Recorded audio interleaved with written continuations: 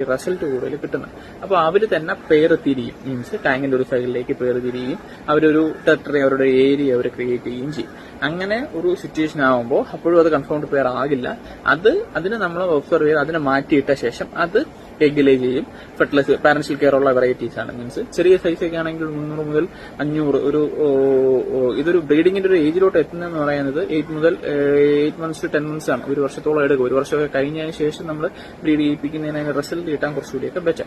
അപ്പോൾ ചെറിയ കുട്ടികളൊക്കെ ആണെങ്കിൽ 300 മുതൽ 500 എഗ് ഒക്കെ ലേ ചെയ്യും. അതേസമയം ബ്രൂഡ് സ്റ്റോക്ക്, അതായത് നല്ല രീതിയിലുള്ള ബ്രൂഡ് സ്റ്റോക്ക് ഒക്കെ ആണെങ്കിൽ 1 feet സൈസുള്ള ബ്രൂഡ് സ്റ്റോക്ക് ഒക്കെ ആണെന്നുണ്ടെങ്കിൽ ഏകദേശം 1000 മുതൽ 5000 മുകളിലുള്ള എഗ് ഒക്കെ വരുന്നുണ്ട്.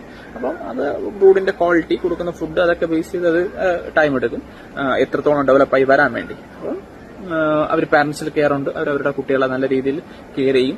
എല്ലാ സ്ട്രെയിനും അങ്ങനെ ചെയ്യണമെന്നില്ല. അങ്ങനെ ചെയ്യാത്ത സ്ട്രെയിൻ ആണെന്നുണ്ടെങ്കിൽ, ഫെർട്ടിലൈസേഷൻ ഉള്ള സ്ട്രെയിൻ ആണെന്നുണ്ടെങ്കിൽ ഓക്കെ, അതിന് നമുക്ക് എഗ് മാറ്റി വെച്ച് വിരിയിക്കേണ്ട ഓപ്ഷൻസ് ഉണ്ട്. അത് നമുക്ക് വേറൊരു വീഡിയോയിലൊക്കെ നോക്കാം. അങ്ങനെ നമുക്ക് അവരുടെ മൗത്ത് സൈസിലുള്ള ഫീഡ് കൊടുത്തു കഴിഞ്ഞാൽ നമുക്കത് ബ്രീഡ് ചെയ്യിപ്പിച്ച് എടുക്കാൻ പറ്റും. റെയിനി ടൈമാണ്, സീസണൽ ടൈമാണ് ബ്രീഡിങ്. എപ്പോഴും അങ്ങനെ ബ്രീഡ് ആവുന്ന വെറൈറ്റീസ് അല്ല. സീസൺ ടൈം മഴയൊക്കെ പെയ്യുന്ന സമയത്തൊക്കെയാണ് നമ്മൾ ഇത് കൂടുതലായിട്ട് ബ്രീഡ് ആവുന്നത്. നമ്മൾ ടാങ്കിൽ ഇട്ട് കഴിഞ്ഞാലും നമ്മളൊരു കൃത്യമായിട്ടൊരു റെയിൻഫോളോ അല്ലാന്നുണ്ടെങ്കിൽ അങ്ങനെയുള്ള സെറ്റപ്പ് ഒക്കെ നമ്മൾ ടാങ്കിൽ ചെയ്ത് കൊടുക്കാൻ പറ്റും. സീസൺ ടൈമിൽ ബ്രീഡ് ആകും. ഒരുപാട് കുട്ടികളെ ഉണ്ടാകും. പാരന്റൽ കെയർ ഉണ്ട്. കുട്ടികളെ നല്ല രീതിയിൽ അവർ പ്രൊട്ടക്ട് ചെയ്ത് എടുക്കും. നല്ല രീതിയിൽ നമുക്ക്